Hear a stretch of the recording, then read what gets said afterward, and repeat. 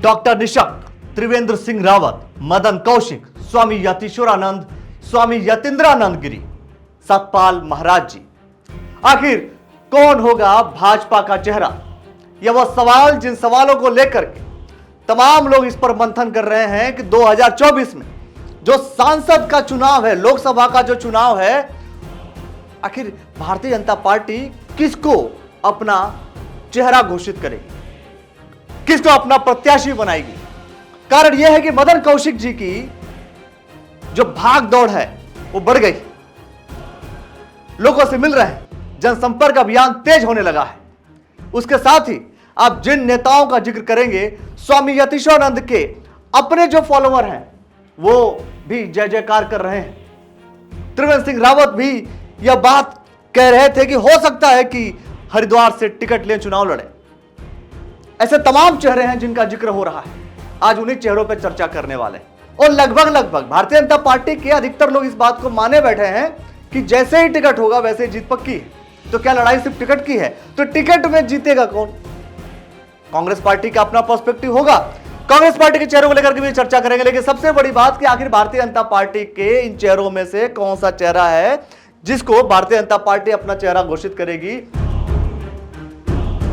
अब बात कर लेते हैं इन चेहरों के प्रॉज एंड कॉन्स की। सबसे पहली बात अगर हम बात करें स्वामी यतीश्वरानंद जी, चूंकि यह इसके पहले विधानसभा चुनाव लड़े, विधायक भी रहे, मंत्री भी रहे, कैबिनेट मंत्री, और अब 2022 का जो चुनाव हुआ हरिद्वार ग्रामीण से, वहां से चुनाव हार गए। लेकिन भगवा चोला ये एक पॉजिटिव सिंबल है, खासतौर पर अगर हम हरिद्वार लोकसभा की बात करें।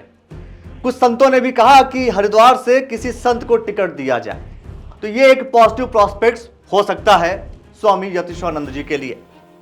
मदन कौशिक जी सरकार में हमेशा मंत्री पद रहा और काफी 25 सालों से लगातार हरिद्वार की राजनीति में मजबूत हस्तक्षेप रखे हुए हैं। और इस बार जो विधानसभा का चुनाव हुआ, इस चुनाव में जीत, जब ये अध्यक्ष रहे तब दोबारा सरकार सत्ता में, दोबारा यह पार्टी सत्ता में आई। फिलहाल मदन कौशिक जी मंत्री नहीं है, तो ये एक सिनेरियो ऐसा बन सकता है कि चूंकि वो आप मंत्री नहीं है, कैबिनेट में नहीं है, तो शायद टिकट दे भारतीय जनता पार्टी। और चूंकि हरिद्वार में दखल मजबूत है इनका। त्रिवेंद्र सिंह रावत पूर्व सीएम रहे और संगठन के बहुत ही मजबूत स्तंभ माने जाते हैं, तो ये हो सकता है कि चूंकि पूर्व सीएम, इसके बाद विधानसभा का चुनाव भी ना लड़ना, तो एक पॉसिबिलिटीज यह बन सकती है कि जब इन्होंने विधानसभा का चुनाव नहीं लड़ा तो कहीं भी किसी पद को इन्होंने लिया नहीं, तो हो सकता है कि डायरेक्ट इस बात पे कहीं मंजूरी हुई हो कि हम डायरेक्ट अब चुनाव लड़ेंगे सांसद का। अब डॉक्टर निशंक जी वर्तमान सांसद हैं, लगातार 2 बार इलेक्टेड सांसद, उत्तराखंड के पूर्व मुख्यमंत्री रह चुके हैं और साथ में केंद्रीय मंत्री भी रहे।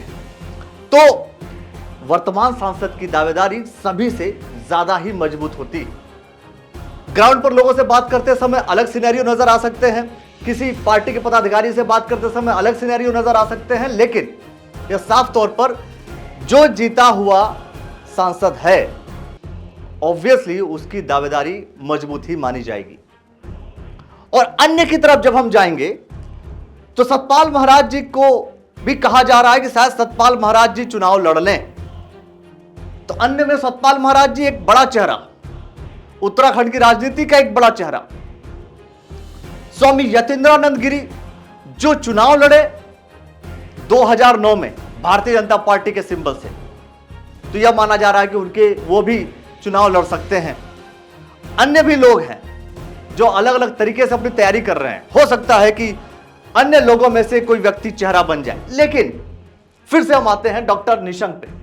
सवाल यह कि आखिर क्या ऐसी स्थिति आ सकती है कि टिकट कटेगा? यह बात तो भारतीय जनता पार्टी का नेतृत्व देगा, लेकिन टिकट कटने की जो अफवाह, जो बातें हैं, टिकट कटने की बात तो 2019 में भी हुई थी। आहिस्ता आहिस्ता आहिस्ता आहिस्ता सारे विरोधी खत्म हो गए थे और बाजी मारी थी डॉक्टर निशंक जी ने। तो क्या इस बार भी जितने भी लोग लोकसभा की तैयारी कर रहे हैं या चाह रहे हैं कि टिकट हो जाए, तो एक मजबूत राजनीतिज्ञ के रूप में डॉक्टर निशंक को माना जाता है। तो हो सकता है कि डॉक्टर निशंक फिर से तीसरी बार यानी कि हैट्रिक लगाने वाले हैं। क्या हैट्रिक का मतलब क्या तीसरी बार टिकट लेने वाले हैं? क्योंकि इन्हें भी कमजोर नहीं माना जा सकता। आपके हिसाब से क्या लगता है कि कौन मजबूत दावेदार है और किसके ऊपर भारतीय जनता पार्टी दांव खेल सकती है? क्योंकि माना यह जा रहा है कि हरिद्वार लोकसभा से भारतीय जनता पार्टी का टिकट जिसको होगा उसकी जीतने की संभावनाएं बढ़ जाती हैं। मतलब लड़ाई सिर्फ और सिर्फ टिकट की है। टिकट की दौड़ में जो नंबर 1 आ जाएगा, हो सकता है कि इन 4 चेहरों को पछाड़ते हुए कोई और भी आ जाए, और हो सकता है कि जो चेहरा ऑलरेडी स्टैब्लिश है बाकी चेहरों को हरा दे।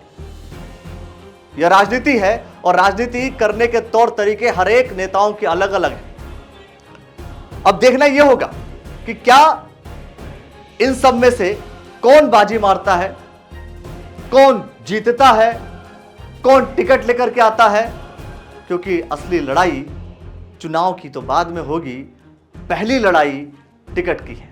आप किसे मानते हैं इन सब में से मजबूत दावेदार, या अन्य में से कोई और भी अगर आपके पास कोई मजबूत दावेदार, उसका नाम लिखिए, बताइए हमें कि इन्हें तो 100% ही मिलेगा। किस पर आप सबसे अधिक भरोसा करते हैं? और बताइए हमें कि अगर डॉक्टर निशंक जी तीसरी बार टिकट लेकर के आने में सफल हो जाते हैं तो रिजल्ट क्या होगा, और इनमें से और कौन ज्यादा मजबूत हो सकता है? यह सवाल आपके लिए जवाब कमेंट सेक्शन में आप जरूर दीजिए। ऐसे तमाम जानकारियों के लिए देखते रहिए द न्यूज़ वाला नेटवर्क।